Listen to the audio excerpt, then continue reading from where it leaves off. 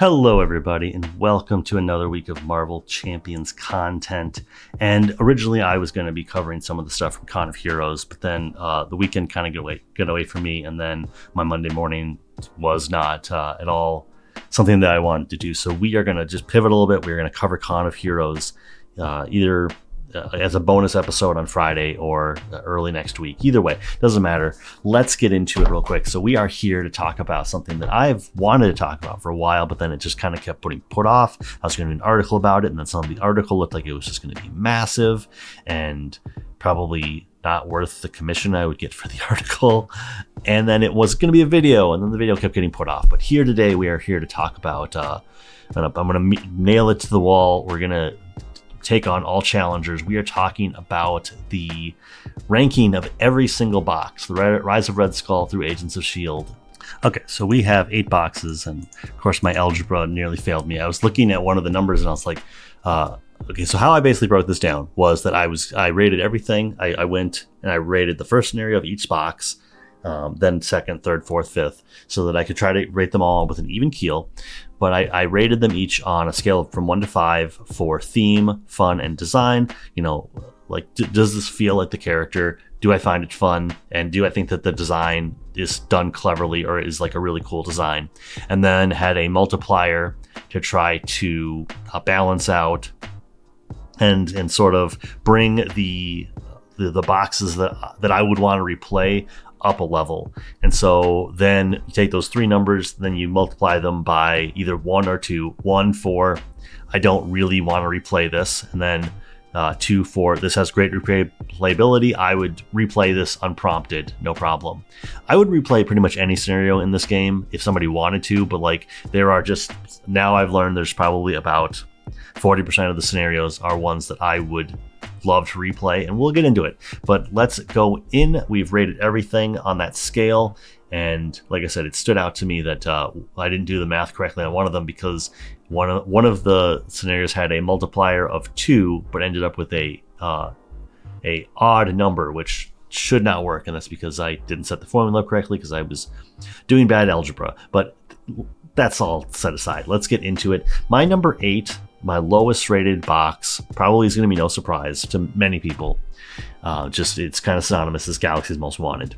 And I wouldn't even say that Galaxy's Most Wanted was dragged down by Ronan. Ronan actually ranks pretty well amongst final villains. He ranks higher than a couple of them, actually, as I'm looking through here. There are boxes that he ranks, there are boxes that rank very, very well where he ranks better than the final villain. And I'll highlight that whenever I come across it because I know Ronan is usually one of those ones that gets kind of its name in the dirt. And I think that part of that comes down to the fact that he's just hard. But I don't think that means that he's a bad scenario. I think he's just really hard. What really kind of kept this box, well, actually, now that I look at the math, this box is several levels below. But I think what keeps this, at least in the running, where another box could come along and rank lower than it, I think it would have to be a pretty poorly received box at this point. So we're talking about the second box that ever came out, and the 10th box would be out later this year or early 2026. So at that point, you're 7 years into the game almost. You're going to make a box worse than Galaxy's Most Wanted. That might be pretty hard. But Nebula kind of really kept this box alive for me. Nebula is the one scenario that I get it. She can be, the fun can be really low because she can just surge out on you and you can kind of have a non-game. But I think that her theme and I think her design are really good. And she's the one scenario in this box that I would replay. If somebody said they wanted to do Nebula, I'd be like, let's do it. Drang, don't have a lot of high opinions about. Collector 1 ranked higher than Drang and ranked just below Ronan. I don't hate Collector 1. It's just, I don't think I would ever choose to play either of the collector scenarios just like it without being prompted. And that's what really keeps this box down, is that only Nebula is the one where I would choose to replay it. I'm going to have to replay Ronan over and over again for Asgard versus the Universe, but that's just what's going to happen because I'm not going to beat that on the first try. I guarantee you that. And yeah, I like Nebula. I think that she is a great theme, great fun, great middling fun, superior design. I think it's great design and replayability. A lot to say about a box that I don't have a lot of high opinions about, so I can only imagine how long this is going to go. Oh, something I forgot about to say about Galaxy's Most Wanted, just to kind of go back to that real quick, and I'll edit this in at the end. I was just in the middle of my next number, but I'll edit this in. The Milano is really what hurts Galaxy's Most Wanted for me. It's this extra thing that just is another plate to keep spinning, and it reads when you first see it, you're doing Drang, oh, I'm going to have an extra resource every turn. That's cool. Like, you can balance the game around having an extra resource. Now, the Milano is just there to remove 3 threat from a side scheme or something, or to handle a treachery, and it just turns into this tool that is just there to make the game more complicated and to kind of distract you.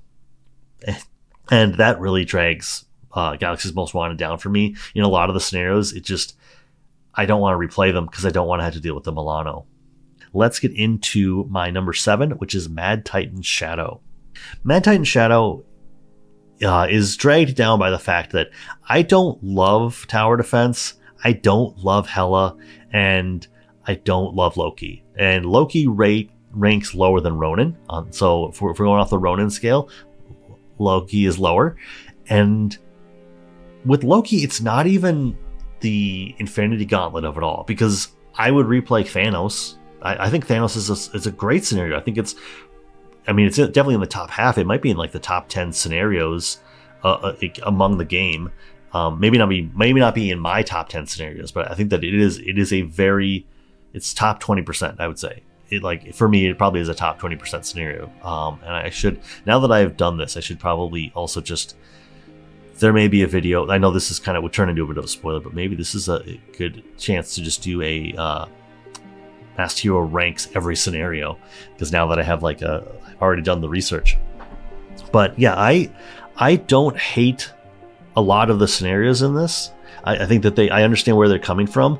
It's just Ebony Maw is a great scenario for me. I love the design. I love what they did here. I would replay it. Thanos, I think, is a perfect theme. For as difficult as it is, it's still a 4 out of 5 for fun, and it's a 4 out of 5 for design. So it is one of those ones where I know when I'm sitting down that I probably have a 40% win rate against Thanos, maybe even lower than that. Maybe I only get 25% of the time I win. That said, I probably only played against Thanos maybe 12 times. So it's not like I have a lot of research there. I came into the game late enough that was already a couple boxes back. But either way, I enjoy a lot of what goes on here. Tower defense just feels like a lot. I enjoy it as a multi-villain scenario, but at the same time, it never leaves a good impression. And Hela only ranks low for me because I'm just not... I have to be in the mood for a questing scenario. And something like that and Magneto, I don't hate them. I just don't want to play them all the time. And I had to be in the mood to play them, which is why Hela ranked as a 1 for replayability out of 2. And so that does keep it lower. But either way, I could see other boxes coming in and pushing Mad Titan Shadow, and Mad Titan Shadow will stay at a 7 out of X. I could see that. This isn't a bad box. I think it's stiff competition 3 through 7. They all cluster together a little bit here. But yeah, Mad Titan Shadow ranks low for me, and I think it ranks low because it just has only 2 scenarios that I would want to replay. Next up, we have my number 6, which is Sinister Motives, which surprised me a little bit. I think very highly of this box, but then as I sat down and I tried to be as fair as possible, like I said, I ranked first scenarios, second scenarios, third scenarios, so that I wasn't just stewing in a box. What drags this down for me is I think the Sinister Six is a really cool concept, but it's just done in a way that I don't want to replay. That said, even if I had given Sinister Six a thumbs up for replayability, that would have only brought it above one other scenario in this box. And Venom Goblin is not fun for me, and I do not want to replay it. It's on theme for basically making up a new character. Obviously, I think that this is I think there's the Red Goblin or something. At some point, Norman Osborn gets the Carnage symbiote, I believe. And so it's not the same. I think the designers realized that concept existed after they'd already designed Venom Goblin. I get what they're trying to do. I think it's a really cool concept. I think the design is fair, but I think that it's not very fun and it's not very replayable for me. I think that comes down to just like the complication, like this whole like moving around different main scenarios. And what do you do here? What do you do there? It turns into what I said about the Milano. It's just too many plates to keep spinning, and I would just choose to play things over it. That said, I love the Venom scenario. I love the Mysterio scenario. I think those are two really great boxes, and those are two really great scenarios, and those two really keep this box from being very middling. Sandman, I would replay just on a whim, but I don't think it's very fun. It's got high theme, high design, but it's not that fun for me. And I think it's just because managing indirect damage means that I feel like you really have to like tech for the scenario in a way that I don't feel like I need. Like you can tech for Venom. I don't feel like I need to tech for Venom because I feel like Venom is a fair shot, and you're risking rewarding. Like Venom feels like everybody's playing Star-Lord, and you just have to accept that. Whereas like Sandman, it's like, okay, so I need to put in either extra protection or healing or more allies than I think I would normally have. And then that just kind of like turns into the deck becomes so much about fighting Sandman that it stops being like an actual like deck that I could take into anything. And then yeah, like Sinister Six and Venom Goblin just rank low, and yeah, I guess Mysterio I haven't talked about, but Mysterio I think highly of. I think it's interesting. I like that it shuffles cards into your deck. It's the thing there is Mysterio is good when you have, I would say, I think it's best at 2 or 3 players. At 4, there's so many cards in everybody's deck that I feel like it gets really like complicated to sort back out at the end. That said, your experience setting up the scenario and your experience breaking it back down shouldn't weigh too much. There will be one scenario in this list that will definitely weigh down one of the boxes for its setup, but I don't take that away from Mysterio. I think Mysterio has a great scenario, and I just enjoy it overall. Number 5, and I'm actually surprised that this wasn't lower, only because I don't think about this box very often, and that's the Rise of Red Skull. And looking at it now, it actually has less scenarios that I would want to replay, but just the theme and designs are just so out of the ballpark that it just ranks. It's just the arithmetic, the algebra of it all brought it above some of the ones we've already talked about. Red Skull ranks above Ronin on the Ronin scale. Does Zola matches up with Ronin, which doesn't surprise me. So the 3 scenarios in this box that I just would not replay on a whim are Absorbing Man, Zola, and Red Skull. I think that like I said, the design, the theme of this box is really high, and Taskmaster and Crossbones are great. Even the fun is pretty high. Like the only one that got like a 2 out of 5 here was Zola. Zola is not that fun, but once again, like the designs are all like, other than Crossbones, which I think is just because Crossbones is just a guy with guns. Every other scenario got a 5 out of 5 for theme for me, and every scenario has a 3 or 4 out of 5 for design for me. What that results in is a box that averages pretty high. It's just, I don't want to replay this box, and I don't think about it very often. Like when it comes time to like shuffle up a scenario and like just try to get some games in or do some testing, like none of that is what I would want from this. That's not what I want from Marvel Champions. And the fact that this is a 5th place out of 8 for the first box, I think says that they were onto something. I don't know, like something about it just did not sit right with me, and so that's why it ends up at my number 5. Next up, my number 4 is Age of Apocalypse, and Age of Apocalypse is only dragged down by Unis, which I think is just a bad scenario. It like the theme is weird. To be fair, for Age of Apocalypse, Unis it's probably on theme, but I don't like it. And the design is just, Unis is just a different version of Rhino to some extent. But I've kind of grown past Rhino, and so a scenario that's just sort of like Rhino, but more, but has more minions and everything. It probably ranks high. Like if I was to sit here and like rank the core box, it probably ranks higher than Rhino, but I don't know that it would rank higher than Claw or Ultron.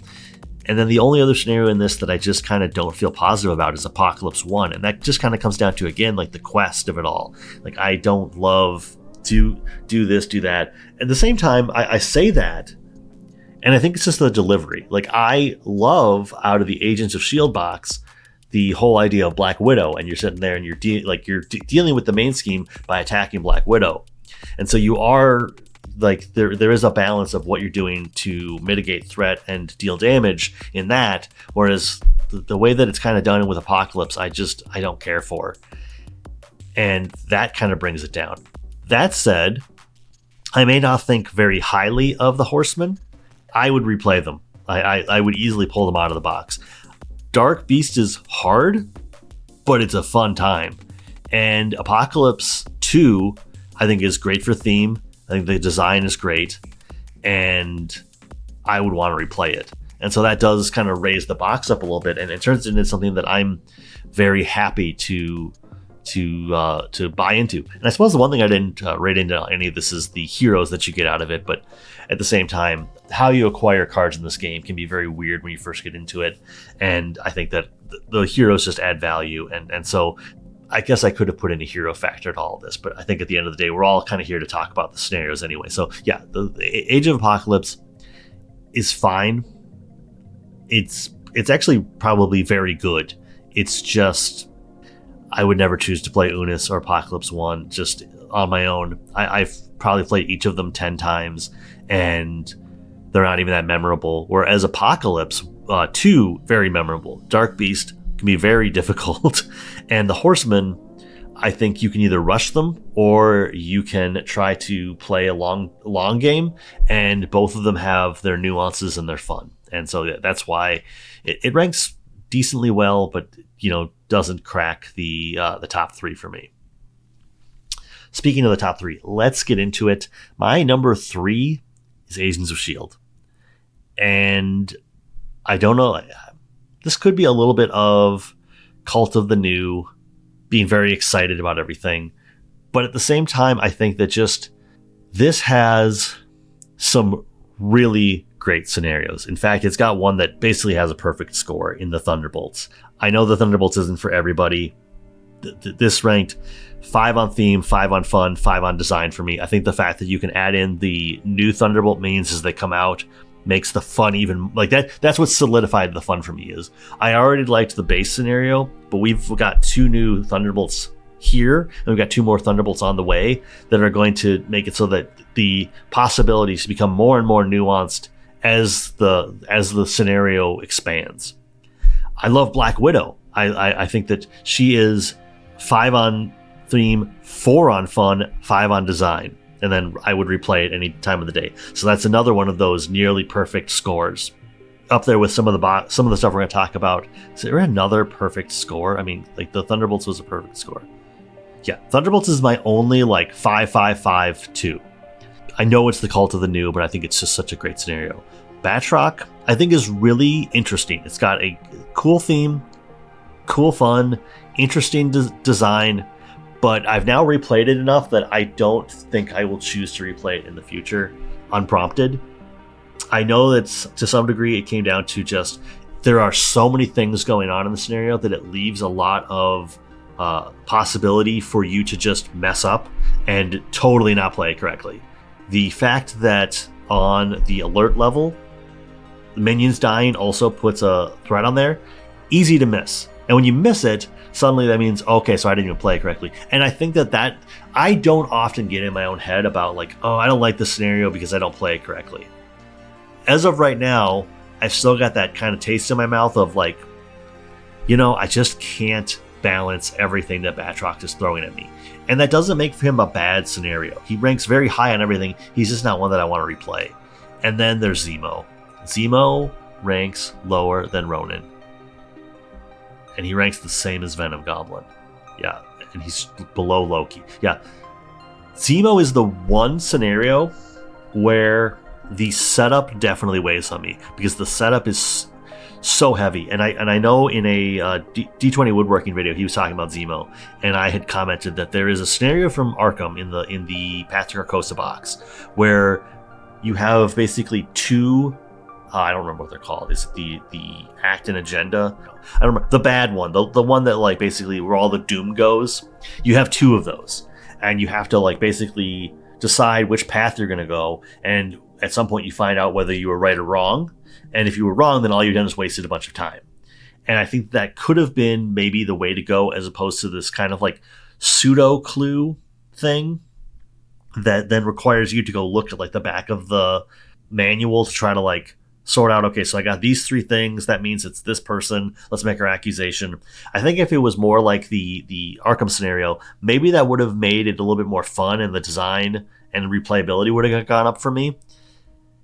That said, I will fully admit that setting up that Arkham scenario can be really obnoxious, because that's the penultimate scenario. If I were to replay the box and get to that point in the campaign, I would just know, hey, we're going to sit down. I'm going to probably, where I would normally spend 5 minutes setting up the scenario, it's going to take me 10 to 15. Everybody will go get some drinks, maybe eat some pizza or whatever. That's just what it is. I don't have a negative taste in my mouth about that scenario in Arkham, whereas like just getting everything set up, it's not even that hard. But this whole like, we're going to play Clue, but it's not really Clue. And like, what happens? Like, you might just immediately lose after the accusation because of the way everything's set up. Like, Zemo is a cool villain, kind of like Loki's a cool villain, but then you added this extra flavor on top of it, this extra hook that just doesn't appeal to me, and that just drags it down.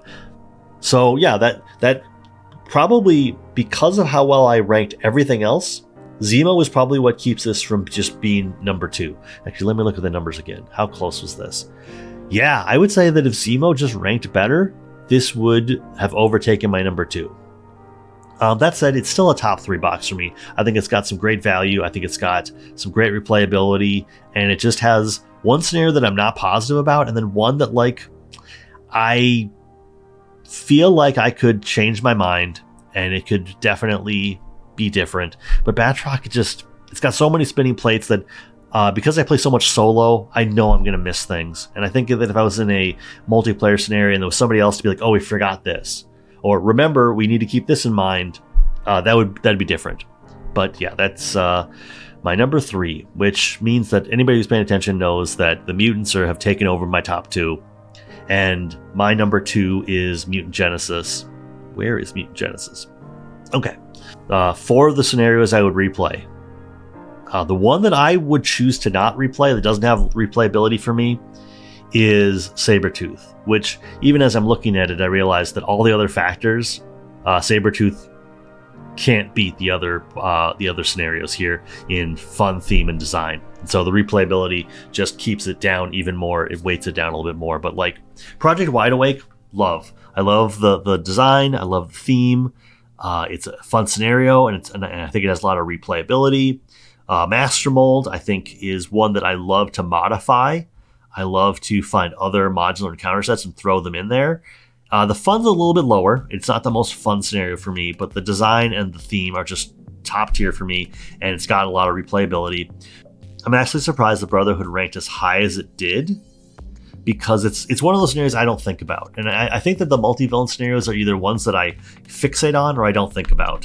And what really keeps it up, the theme keeps it up. The design is actually the weakest point for me, but it's fun. Brotherhood is fun. It not maybe always the one that, like I said, it's not what I think about, but when I play it, I generally walk away and I go, that was a good time. We beat up Toad, we fought the Blob, we were in the courtroom, we were on the basketball court, we were in the lunchroom, or wherever we are, and that was a good time, and I wanted to redo it, and I want to replay it again. The one complication to all this, and this is just kind of something that happens in a couple scenarios, I love that there are modular encounter sets that have minion versions of villains.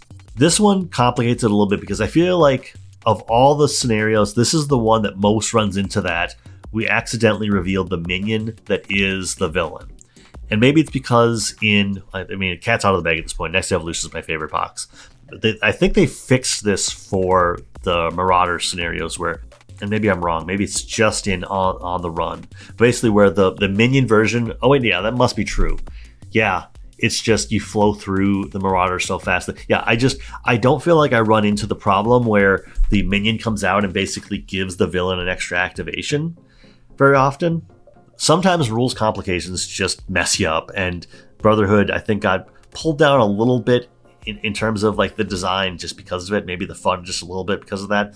And then there is Magneto, which for as much as I can harp on, I don't like this. I don't like going on hitting these side schemes, doing this, that. Magneto is still a fun time and I enjoy it. And so, 5 for theme, 3 out of 5 for fun. The design is great, and I would replay it. I think Magneto is maybe the only of those kind of overly complicated final villains that I'm willing to just kind of have some grace for and just let it be what it is. But yeah, overall, I have very positive things to say about Mutant Genesis, except for Sabretooth. And that might also be my first game of Marvel Champions was against Sabretooth. And I don't know if that was correct. That might have not been a good call on the person that taught me the game side, just because the theme was there. And I think that's kind of hooked me. But it definitely gives you a different idea of how the game works. And I don't know that was the best. But either way, let's move on to my number one, which, Cat's already out of the bag here. It's Next Evolution. I love Next Evolution. It's got so many things that really work for me. They're doing the final villain thing. Okay, so Strife ranks up the same as Ronan for me, and I actually feel like that's a bit of a travesty because I feel like I have pretty high opinions of Strife, and Ronan just isn't.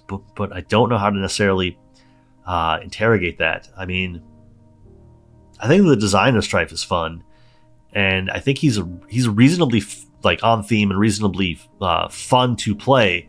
The design is maybe the highest point there. Well, I mean, I'm looking at the rankings right now. For me, the design is the highest. I don't know that I will decide to play against Strife, and that's really the deciding factor. Strife is the only thing in this box that does not have replayability for me, which is a shame when the final villain is not something you want to replay, when everything else is something that I would absolutely replay. And actually, I'm surprised I haven't done Sinister for Asgard versus the Universe, because I think it's just so much fun. But let's go through the box real quick. So we've got Morlock Siege. Pretty perfect scenario. Love it, love it, love it. I think the only thing that I've messed up is that when the villain gets put under whatever environment that is and the new villain comes into play, that villain is supposed to activate, and I miss that sometimes. And so that's just kind of like a rules complication that I don't get in my head about, but definitely does weigh on me. And I think that's the one part of the design that I feel like is weak. Other than that, and just some kind of like minor hiccups, don't have a lot of problems with it. On the Run, I think, is a top tier scenario. I love it. I love how different it can play, because the villain, you're only going against one villain. You have to basically go through 2 stages of a villain card that only has 1 stage, but they make it interesting, and they throw a lot of minions at you. I'm someone that likes to fight minions, and the minions are tough and they're hard. And yeah, I think it influenced a lot of one of the custom scenarios, Count Nefaria, that I made. I feel like took some notes from just how On the Run works. I think that Juggernaut is a very strong scenario. I think its theme and its design is great. It has great replayability. I do feel like the fun is hurt a little bit, not even because of the Hope modular encounter, but I think just keeping the helmet in check. Like, either you completely roll over the scenario because you tech against the helmet, and then you just have a bunch of things with genius resources on them to get that extra damage, or that just becomes the factor that, like, we could never gain any momentum because the helmet just kept flipping, because somebody needed to be an alter ego and we had no way to confuse him, and this, that, and like, it just kind of weighs the scenario down. That said, it's still a pretty high ranked scenario for me. And then there's Sinister, which I feel like is close to perfect. It's got great theme. It's got a great design that makes it very replayable, makes me want to replay it again. The theming, so for me. I mean, it's a 4 out of 5 for me, but it's just not perfect. That said, looking at my list, going over it again, Galaxy's Most Wanted, Mad Titan Shadow, Sinister Motives, Rise of Red Skull, Age of Apocalypse, Agents of S.H.I.E.L.D., Mutant Genesis, and Next Evolution. can't really complain. I think that all these boxes are fun. They all have their high points. It's just, I wouldn't blame anybody for kind of skipping out on Galaxy's Most Wanted and Mad Titan Shadow. I feel like it was just a weird time, and everything since Sinister Motives, I think, has been just in lockstep. So I do feel like it's going to be really hard to ever fall below Galaxy's Most Wanted for me. And I think it would have to be a pretty bad showing that where the designers just really missed the mark for them to fall below Mad Titan Shadow. But either way, that's all about a talk. I will see you all next time. Thank you for sitting down and talking to me about this. This will be one of the videos that will make its way onto Spotify probably in the next couple days. Basically, what I've decided to do is move things that are kind of like long form podcast-esque kind of topics and throw them onto Spotify, so you can just look up The Masked Hero and find it's going to be the exact same things that are on YouTube, but just on Spotify, just to try to hit that extra audience, because I do think that they are a lot more topics where you're not watching it, you're just kind of listening to it, which feels like a podcast to me. And that's what I want to do. So either way, nothing will change here, but thank you for your time. I will see you on the next video, and you're doing great. Keep it up.